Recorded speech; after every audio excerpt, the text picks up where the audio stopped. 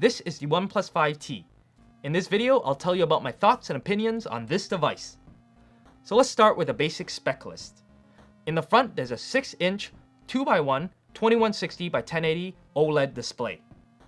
In the back, there's dual cameras, 16 megapixel and 20 megapixel. They are both the same focal length though. There's also dual SIM support, and internally, there's a Snapdragon 835 and Adreno 540. It also has 6 gigs of RAM if you have the 64 gig model, and 8 gigs of RAM if you have the 128 gig model. Both models, though, feature high-speed storage. It also has a 3300 mAh battery and dash charging. With the specs out of the way, let's move on to what I like about this device. Let's start with the most obvious reason why anyone would consider the OnePlus 5T, the price. With a new iPhone X and the Note 8 pushing in about $1,000, this comes in at about half that price, but amazingly, it does it with nearly no compromises.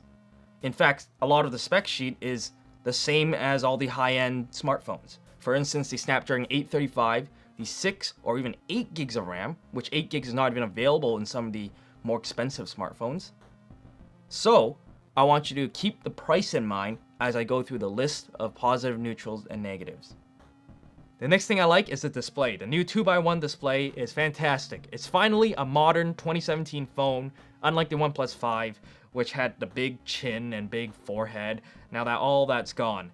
So with that, it looks sleek and modern. Obviously, your fingerprint scanner is moved to the back now because it doesn't fit in the front anymore. But apart from that, it is fantastic. Resolution, not an issue. The difference between this and that 1440 is negligible in my opinion, and 1440 would actually eat up more battery, so I think this is perfectly suitable. In fact, I prefer this resolution since it should give you a better battery life. Next thing is the build quality. It is made from aluminum. Solid, nice feeling aluminum. It is a tad slippery, but it's more durable than glass, at least, like on the iPhone X or even the Galaxy S or Galaxy Note now. So that's also nice. So even at half the price, it still feels solid. Following the build quality, the next thing I like about this device is the fact that they included a 3.5mm headphone jack. Now I'm sure you heard this over and over by now, but I'm in the same boat again that I think headphone jacks are necessary. It is still much more universal. You go to anywhere where there's a stereo, you can just plug it in, or you break your headphones and need a new one, you can just get one and plug it in. Or if you're like me and have a collection of higher end headphones that I want to use, you can just plug it in. Wireless is just not there yet. It's still a hassle. You have to charge them and so on, but that's for a whole nother video. Following the headphone jack, let's talk about the battery and dash charging. The 3300 mAh battery is alright. It actually lasts me the whole day. But if you ever need to top up, the dash charging, it's amazing. It is so fast. It is faster than your quick charge. So that is something that is very unique to this device because no other device has it. And it's just that much faster. And the second last thing I really like about this phone is that it has a fingerprint sensor and its placement is reasonable. It's also very quick and accurate and not much else to say. It's just that the other two leading flagships, the iPhone X and Note 8, doesn't seem to have some of that.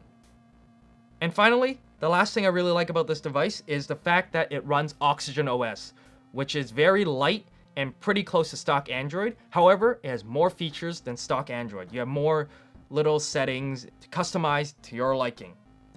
And being so close to stock Android, it makes everything very, very snappy.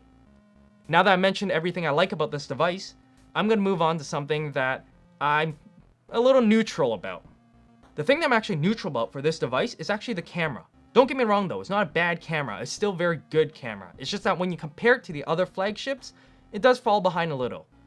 For instance, dynamic range and detail, it's a little less than the other flagship.